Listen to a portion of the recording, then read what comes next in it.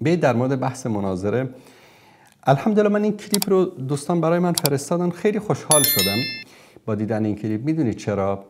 چون که داره دکان اینها بسته میشه. حالا یک وقت قزوینی رو مثلا سازمان تبلیغات اسلامی میلیاردها ریال ایرانی خرج کرد که در کانال ولایت ایشون رو علم کردن و بعد از اون در یک جلسه سری که داشتن که یکی از دوستانی که هدایت شده بود از داخل خودشون کلا جریان جلسه رو برای من نوشت، میگه که گفتن که بابا ما اینجا میلیاردها ریال خرج کردیم رو شبکه ولایت و آیت الله قزوینی، این انصاری میاد با یه برنامه آن روی سکه به اصطلاح دکان اینو تخته میکنه. دیگه نیاز نیست که ما این همه خرج بکنیم، چون که این طرف دیگه الان در نزد شیعه و سنی اعتبار خودش رو از دست داده. شما تصور بکنید که حتی شیعیان دیگه بی‌اعتماد شده بودن به این شخص، میگفتن این آقای آدم دروغگوییه. ببینید دروغ گفتن زشته، در نزد اهل سنت زشته، در نزد شیعیان زشته، در نزد هندوها، بوداییها، مسیحی‌ها، یهودی‌ها، هر کسی که به خدا نه، به یک چیزی که اعتقاد داشته باشه، به انسانیت اعتقاد داشته باشه، نمیدونم به یک چیز ماورای طبیعت اعتقاد داشته باشه، به یک آیین، حتی کمونیست، حتی نمیدونم ناسیونالیست، در هر گونه انسانی که یک کمی یک درصد اخلاق داشته باشه میدونه که دروغگویی یعنی زشته، بده، خوب نیست. اما در نزد اینها نه، این جماعت یعنی تا دلشون بخواد باید اینا دروغ بگن. و متاسفانه بعضی از جوانای ما چون از علم دین آگاهی نداشتن، حالا در تاجیکستان به خاطر اینکه مثلا در سن خردسالگی تعلیم و تربیت دینی نیست، مهاجر شدن، رفتن در روسیه، در کشورهای خارج کار میکنن، مشغولن، نمیتونن به اصطلاح تعلیم دینی حاصل بکنن، یا در افغانستان یا در ایران اهل سنت، شیعیان، هر کسی که باشه فارسی زبان. وقتی میومدن برنامه اینو میدن با یک چهره عقل به جانب و با تمسخر و با چی، فکر میکردن که حتما این آدم محلی از اعراب داره یا این حرفایی که میزنه حتما واقعا راسته. خب با تقریبا 3 تا 4 تا برنامه ما رفتیم در این مورد، الحمدلله دیگه جوانها شناختن این رو که این یک انسان دروغگویی است. این کلیپ رو با هم میبینیم، خیلی جالبه. رجیستریشن کرد همه جمع خیلی نویس نمیخوام. خیلی خوب، اشکال نداره، بفرما، خوش آمدید. سلامت باشید. خواستم یه سوالی کنم همه آقای کوش کجا رفت؟ شما سوال خود بکنین، شما میشنوه میآید. صدای شما رو دارم. دومی یک محشید که در یوتیوب در محمد انصاری تکی همین گپایی که میکنه، لایفایی که میمونه، همین کوش آقا. دوست عزیز، وقت دارین که ما آیت مکمل براتون پیدا کردیم که بیایم آقای کوش عزیز اگر بیاین بفرمایین، این آیت براتون پیدا کردیم. مرا صفحه ما بزرگ کنین که بسیار بحث بسیار عالی داشته باشیم. این آیت الحمدلله پیدا کردیم. درست است؟ درست است. خب یک دقیقه صبر بفرما کوش. بفرما. در مورد انصاری میگفتی، انصاری چی کسی است؟ میگم در محمد انصاری در یوتیوب ما تماشا میکنیم، تک ویدیوهای شما رو همش ویدیو کرده، دروغای شما رو آشکار کردید. خب خیلی سابق ما وقتی یک دروغ ما که شما در این مدت دانسته یک شنام میگیرید. خب خبیث در اینجا میدونه که این طرفی که داره این مسئله رو مطرح میکنه نه شبهه رو میتونه در اینجا ارائه بده و نه پاسخی که ما دادیم، اما با دلایل، با قرائن و با منطقی که ما پاسخ دادیم متوجه شده هر انسانی که کمی عقل و شعور داشته باشه متوجه میشه که دروغ گفتی و ما پاسخ دادیم. اما این فریب کاری است. نه بابا نگاه، ما که اصلا سواد دینی ندارم. اما دروغای من آشکار کرده و تو دیدی و برنامه رو، درست است؟ خب بله دیدم. یک دروغ برای شما ثابت کنید ببینیم چی گفته بود. من که نمیبینم برنامه ملاحاره. نه فهمیدم که شما تماشا نمیکنید که او آدم با یک دروغ برای کویشان ثابت کرده و شما خوبم میبینه، خوبم خبر داره، تک کلیپ ها رو دیده، اما داره خودش رو به کوچه ملحد چپ میزنه. این بازی ها رو ما میدونیم، از دلشون خدا خبر داره. ادمینای رومش و کامنت هایی که دارن میزنن زیر ویدیو، همه ما اینا رو خبر داریم. و حتی اون کسایی که دارن اینا رو سپورت میکنن اونها هم عصبانی هن که بابا تو دیگه الان رفتی، ما گفتیم که برو برنامه بذار، نگفتیم که برو اونجا دروغ بگو که به این آسانی بیان مردم مچ تو رو بگیرن. همه اینا رو ما خبر داریم. خب این بیچاره بدبخت داره طوری وانمود میکنه که رنگ و روشو ببینید اصلا رنگش پریده تا اسم منو شنیده. ایمان آوردیم و دیدیم که ثابت کردن و دروغ الحمدلله ما که مسلمان هستیم. خب ما همون دروغ نفر ثابت بین نگاه کن. نفر اون محمد انصاری، او نفر خودش در لایفش گفت که هر روز سه شنبه شما اگر کدومید که همین خبر که میرسونین برسونین با همین کوش که بیایه با لایف ما دوستانه صحبت کنین. خب این خیلی که ما جنگ یا با لایف ما یعنی چی؟ ما مگر خانه نداریم، ما مگر تریبیون نداریم، ما مگر برنامه نداریم، بی برنامه برو دست مولا خود ببرید. اگر مثال شما در برنامه خودتون نمیگذارید کسی صحبت بکنه. همونایی که یک کمی آگاهی داشته باشن میندازینشون پایین، صداشون رو قطع میکنید، نمیگذارید که صحبت بکنه، چون جرأت و شهامت و مردانگیشو ندارید. ملحد، حداقل ملحد هستی، هرچی هستی وجدان داشته باش، مرد باش. ما نگفتیم که بیا در برنامه ما اینجا ما به شما وقت نمیدیم یا نمیذاریم صحبت کنیم. من گفتم تو بیا شبهت رو مطرح بکن، 1 دقیقه، 2 دقیقه، 10 دقیقه، 15 دقیقه، 20 دقیقه صحبت بکن. 2 ساعت برنامه آن رو سکر اختصاص میدم به تو.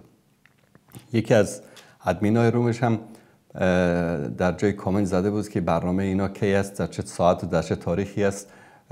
جوابش رو دادیم. بیایید، مرد هستید، بیایید، هر موضوع هم که دوست دارید باهاتون بحث میکنیم. اما انسانی که شرف نداشته باشه مثل این هاست. همین تک ویدیوهاتون که محمد انصاری همه دروغ که همش دروغ بوده، کلا دروغ بوده. خب اگر همون دفاع 4 بار شد که دروغ میگی، 4 بار شد که دروغ میگی.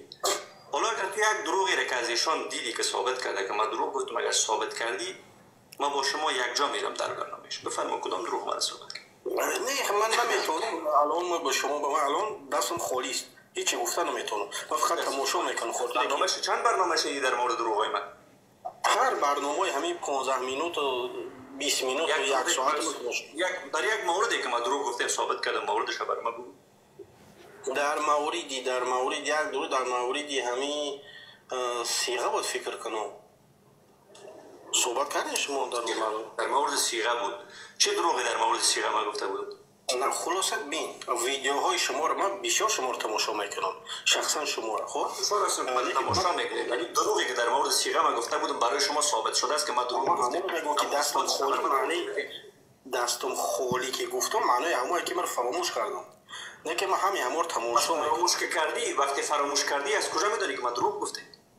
من همه رو برای شما گفتم که تک ویدیوتون میگه که دروغ است. تو باور داری که من دروغ گفتم، پس برای تو اثبات شده، درست است یا خیر؟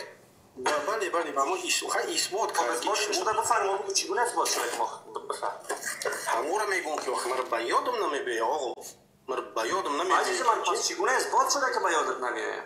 آقا همین ویدیو رو نگاه کن. یعنی وقتی که ثابت شده یعنی ذهن من تایید میکنه که ثابت شده و ذهن من به یاد داره که ثابت شده و من میدونم چگونه ثابت شده، بعد میگم تایید میکنم. توی که هنوز نمیدانی، پس چگونه میدانی که ثابت شده؟ من نمیگم تک ویدیوتون ثابت کرده همونجا. اول ویدیو خود شما رو میمونم. از کجا میدونی که دروغ ما ثابت شده؟ از کجا میدونی؟ از قرآن ثابت کرد برای ما مسلمان‌ها. او ثابت است. یک دروغی که برای تو ثابت شده، امور خب بیار ببینیم چی میگه. در مورد صیغه سوره نساء 24 کوش اگر ما تو که ما برای شما بیارم امیر بیارم دیگه ما وقت دین عمر فاروق بیار.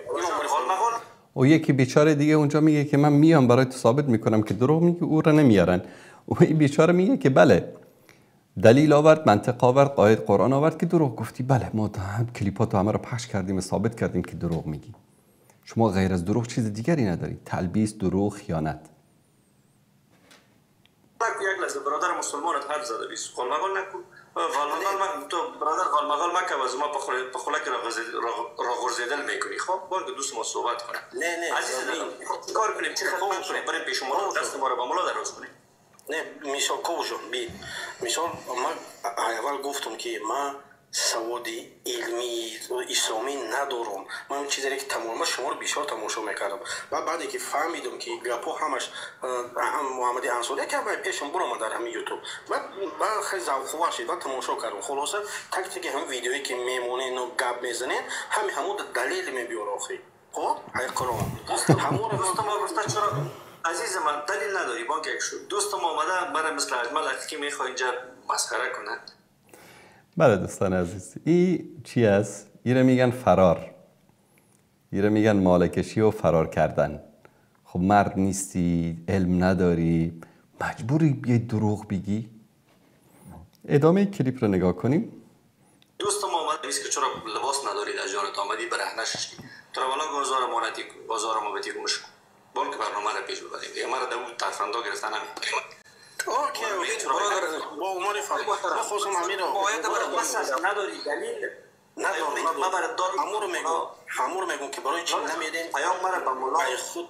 خب جان دل مرد من گوش کن قربان زدنش کن چرا اینک نداری از اون گوش کن نظر با مولایتان پیام مرا برسانی برای گوین که دکان از چی کسی بسته میشه دکان از مولا بسته میشه دکان شما بسته میشه. الحمدلله امروز علمای دین و دعوتگران نه دکانی دارن و نه از ماورای دعوت و روشنگری که میکنن سود مالی برایشان میرسه. شما دکانتون بسته میشه که هر لایفی که میرید چند صد دلار سود میبرید و اون کلیسایی که پشت سرتان وایستاده که براتون کمک میکنه کمک اونها قطع میشه. ما دکان شما رو داریم بسته میکنیم. اصلا دوستان عزیز یک سوال موجه و منطقی، برید امین اسلام بالفرض محال طبق گفته اینها نه خدایی است و نه پیغمبری است و نه هیچ اصلا دینی وجود نداره. امین آموزه های دینی، چون امروز در دنیا مسیحیت هست، یهودیت هست، اسلام هست، بودایی هست، زردشتی هست، همه دین هایی که وجود داره، همه این دین ها به یک سری مکارم اخلاقی مشترکی اعتقاد دارن و اینها رو در بین مردم پخش و نشر می‌کنن. هیچ دینی مردم رو مثلا به دروغگویی، به فساد، به فحشا، به قتل، به جنایت امر نمی‌کنه. همه دین ها آمدن که انسان ها رو در چارچوب یک سری مسائل اخلاقی و اجتماعی مقید بکنن. شما که با دین ها مبارزه می‌کنید، البته با بقیه دین ها مشکلی ندارید، فقط با اسلام مشکل دارید. و اینم به خاطر چی است دوستان عزیز؟ شاید بعضی فکر بکنن که این حملاتی که امروز بر علیه اسلام و مسلمان‌ها داره میشه از طرف اینا و غیر اینها حتما به خاطر این است که میخوان مردم رو روشندهی بکنن، میخوان که یا که حتما ضعفی در اسلام است. یقین داشته باشید هر وقتی که این گونه حملات شدت میگیره وقتی است که اسلام در پیشرفت است. دین الله سبحانه و تعالی به سوی پیروزی است. دشمنان دستپاچه میشن، بارخطا میشن، بعد شروع میکنن با این کار هست. چی یریدون لیطفئوا نور الله بافواههم، میخوان که با این پفهای خودشون نور الله سبحانه و تعالی را خاموش بکنن. این بدبختی اینها در اینجاست. دکانهای اینها بسته میشه. اینا هستن که مردم رو دارن فریب میدن، مردم رو دارن با دروغ‌ها و تلبیس‌ها و خیانت‌های خودشون مردم رو دارن به طرف بی‌بندوباری میکشانن. چه کسی باید نگران باشه، چه کسی پیش، چه کسی باید بره. مولا باید پیش شما بیاد چون دکان از مولا بسته میشه. معضل مربوط چه کسی میشه؟ معضل از مولا هست، از ما نیست. پس من خواهش میکنم که مولا بیاید در این تریبیونی که ما هستیم وقت معین برش داده میشه مناظره رو برگزار کنه. اول میگفت که بله ما کسی رو داریم که مسئول مناظرات ماست، اون بعدن تماس میگیره و نمیدونم تعیین مناظره میکنه و بعد امضا میگیره و فلان میکنه. حالا اون فراموشش شده. بیایید در کانال ما که هر موقعی دوست داشتید بحث بکنید، هر موقعی دوست داشتید فوش بدید، هر موقعی که دوست داشتید صدا را قطع بکنید و هر موقعی هم که دوست داشتید بندازید پایین. نه اینطوری نمیشه. ذره انسانیت داری، وجدان داری، مردانگی داری، به اندازه یک جو اگر که وجدان داری بیا همین شبهات دروغ‌هایی رو که در اونجا میگی بیا در برنامه بگو تا جوابتو بدم. کجاست مردانگی؟ برای ملاها بگوین هر کدامش که حاضر هستن با سه تا مناظره ما برشون از اینجا سه تا مناظره اونا تعیین کنند که من در برابرش لبیک بگویم. هر چیزی که دل دردمندشون میخواد ما قبول داریم، اما سه تا مناظره من تعیین کنند. بدفاع بودن محمد، اثبات بدفاع بودن محمد پیامبر اسلام که با دختر اسلام این نگو عزیز من مایک دادم که ما برنامه رو ریکورد میگیرم برشون روان میکنم. لطفا یک مسئله تعریف قرآن، دو مسئله سیام فحشای مقدسی به نام رضا کبیر در اسلام. هر ملا با هر تعداد کتابی که در پشت سر خود داره با این سه تا مناظره اعلام آمادگی کنه من قبول دارم. امیون ما باید بودیم که یک بار دیگه ما سر ما تو خودی نمیگم تو چگونه تاب میارن از خانواده نازنین دلش نمیز شبر کو تو مغز ما رو خوردی. پس من خواهش میکنم هموطن نازنین که این سه تا تاپیک رو با ملاهایتان اعم از انصاری تا ملایی که در ایران هست اسمش چی است؟ مولای اهل سنت است، بلوچ هم است، تا اون ملا فرستان ما در خدمت هستم. ما فرار نمیکنیم، واقعیت رو میپذیریم. اگر واقعیت با اسلام و قرآن باشه من دوباره حاضر هستم. بیا هر سه مناظره که میخوای بسم الله از امین رضای کبیر شروع میکنیم. بیا در مردانه در یک مناظره حاضر شو، در یک گفتگو بیا حاضر همین الان، هیچ وقت هم تعیین، همین الان ها شمارمون زیرنویس است، واتساپ زنگ بزن، همین الان در مورد رضای کبیر همین الان باد بحث میکنم. بسم الله مرد هستی، جرأت داری، بیا همین الان، همین الان بیا در موردش بحث بکنیم با صدا و تصویر، واتساپ. چیز سختی هم نیست، یعنی شما بگید که والا من بگم که برای طریق ستلایت بیا و نمیدونم از مریخ و مشتری و زحل بیا، نه طریق واتساپ ویدیوی زنگ بزن میاره میاد اینجا در همین صفحه تلویزیون، 2 تا پنجره، یکیش تو یکیش من. بسم الله با دلیل، با مدرک، با سند، با متن، هر دلیلی که داری ارائه بده، پاسختو بگیر. بسم الله دیگه نگید که بهانه کردید. بس امین از رضای کبیر شروع میکنیم. مناظره بعدی رو من تعیین میکنم. دروغ کاوش در علم جنین. دروغ گفتی که مراحلی که علم جنین در قرآن ذکر شده در کتاب گالین یا جالینوس اومده. کتاب جالینوس رو میاری، دسیمن صفحه 50 رو، همون چیزی که ادعا کردی رو، متن انگلیسیش رو میخوانی، به فارسی ترجمه میکنی. منم اینجا که اصل کتاب رو دارم نشون میدم تا سیروی شود در که در او غش باشد. بسم الله. وقتی میگیم دروغ میگید با دلیل ثابت کردیم که دروغ میگید. فریب کاری نکنید، مردم رو فریب ندید. اینم فرار بهانه‌جویی ایشان از مناظره و گفتگو. دوستان عزیز که این شجاعت و مردانگی رو ندارن که اینها بیان به اصطلاح چیکار بکنن، گفتگو یا مناظره بکنن، و این واقعیت است. واقعیت است که همه شما عزیزان باش آشنا هستید.